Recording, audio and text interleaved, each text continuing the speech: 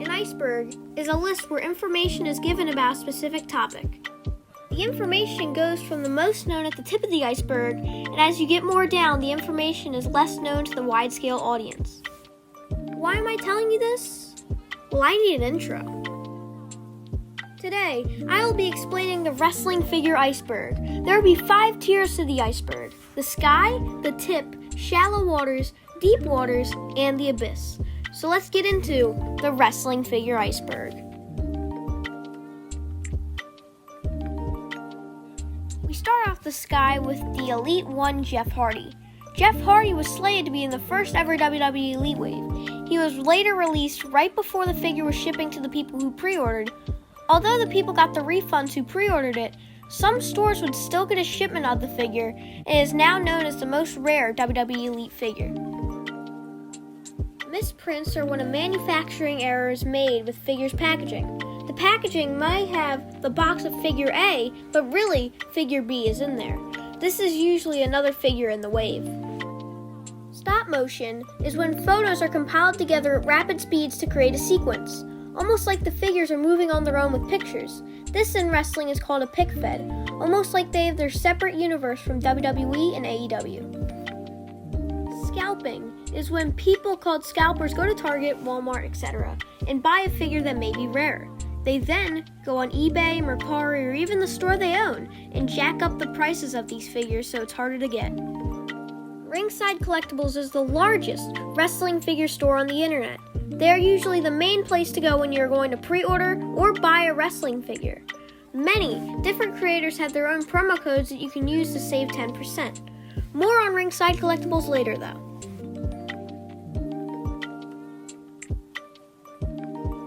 Hasbro Kamala Moonbelly variant is the most rare wrestling figure ever. I know I said that the Elite 1 Jeff Hardy was the most rare Elite. This variant of Kamala is very hard to come across and is going on eBay for $23,000. People trade figures, either mock, loose. They exchange figures by meeting up in real life or shipping to each other's respective houses. Trading with the wrong person can result in you getting scammed. So beware if you think a trade is too good to be true. You can swap parts, paint, and apply decals to your figures to make figures that we may never see or haven't seen yet. There is a very large community on Instagram for customizing figures and fixing up figures.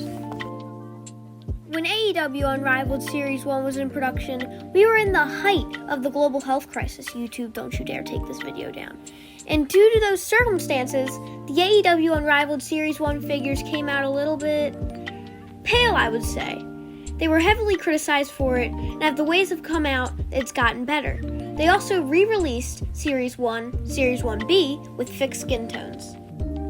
TikTok feds are a somewhat small community in wrestling figures. People do know about it, but it is kind of seen as underrated nowadays. TikTok feds are basically your normal pic fed, but is recorded on TikTok and uploaded to YouTube. A TikTok fedder, Balor Boy Figs, even has over 1.3 thousand subscribers as of me recording this segment of the iceberg.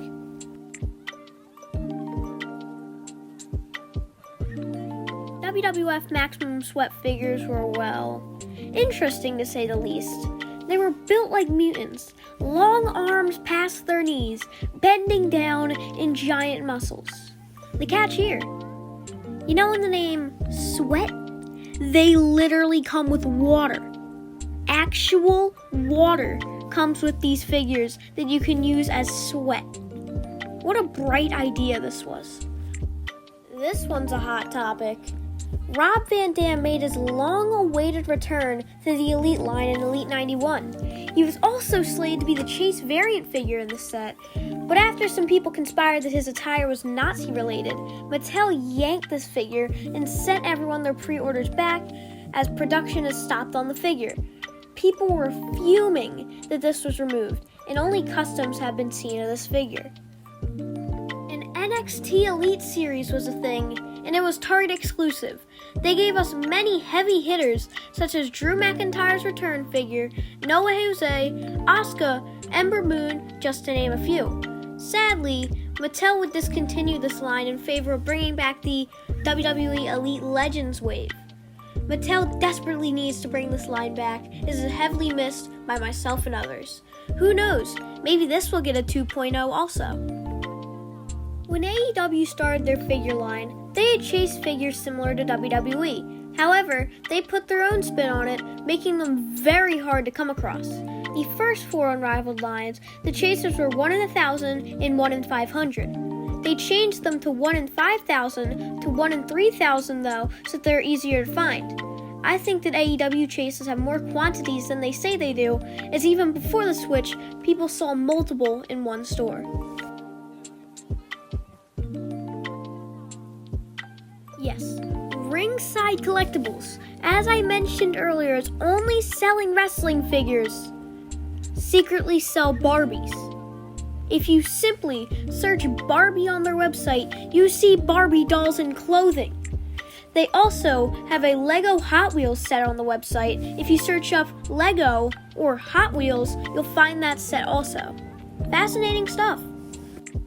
There are 2 Elite 47 waves. The reason is unknown. If you guys can let me know in the comments below what the reason is that there's 2 Elite 47s, but there is an Elite 47A and there is an Elite 47B. Elite 47A consists of Asuka, Kevin Owens, Cesaro, AJ Styles, Tatanka, and Big Boss Man. Elite 47B consists of Brian Pillman, Goldust, Kane, The Rock, and Victor and Connor of the Ascension. 2 Elite 47 sets, one at the end of 2016 and one at the beginning of 2017. WWE made a rip-off Lego wave in 2014 named WWE Stackdown. They partnered with C3, a rip-off Lego, to create these figures in arenas. They also partnered with the NBA to make an NBA figure wave also. This, in my opinion, classifies as wrestling figures, but some people may say that this is a wrestling toy, not a wrestling figure, which is completely understandable. I just figured to include it because a lot of people seem to forget about these. They were actually going to give Santa McFoley a figure. They never released Saint Mick, however, but this prototype image has been going around for a long time, as this figure got canceled before we could even see a colored render or a full body shot. Mattel and WWE gave Tony Gonzalez, Terry Bradshaw, and Michael Strahan one-of-one copies of their very own figure as a gift of signing a new deal with Fox. These figures are based off of WWE wrestlers. What, did you think Mattel was going to make an entirely new figure, a one-of-one copy? No. They gave Tony Gonzalez on the far left a Roman Reigns body, Terry Bradshaw in the middle a Rock body, and Michael Strahan on the right a John Cena body. This is the most recent thing on this iceberg, happening today as I'm recording this. This is so funny that I figured to put it on the bottom of the iceberg. Ringside Collectibles posted a Matt Jackson figure with damaged packaging for $1,800. I don't know who posted this on the site, but this is obscure and I wonder if someone will buy it. I figured that it could have been like a Chase figure, you know? But Matt Jackson doesn't have a Chase in Unrivaled Series 3, so how? How is this figure $1,800? The final entry on this iceberg, the TNA Impact figures. Toy Biz, the creator of a lot of WCW figures, stepped in to create the TNA Marvel Wave. This is a very hard figure wave to find, as I have only seen Kurt Angle and Samoa Joe be even used in a pig fed. These figures are very high class articulation for their time, but I think a little bit too much articulation to the point that it looks sort of weird. Whew. So there you have it, the wrestling figure iceberg explained. I forgot a lot of things.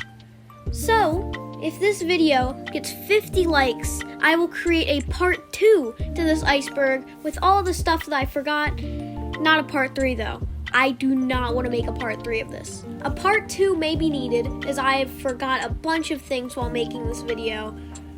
But let me know what you guys thought about this video. Subscribe, like, comment, whatever the YouTubers tell you to do nowadays. And you can follow me on my other social medias on TikTok and Instagram at AFWE_figs. This video took me a while to make, so I'd really appreciate if you support this video, like, comment, subscribe, as I said earlier, and I'll see you guys later.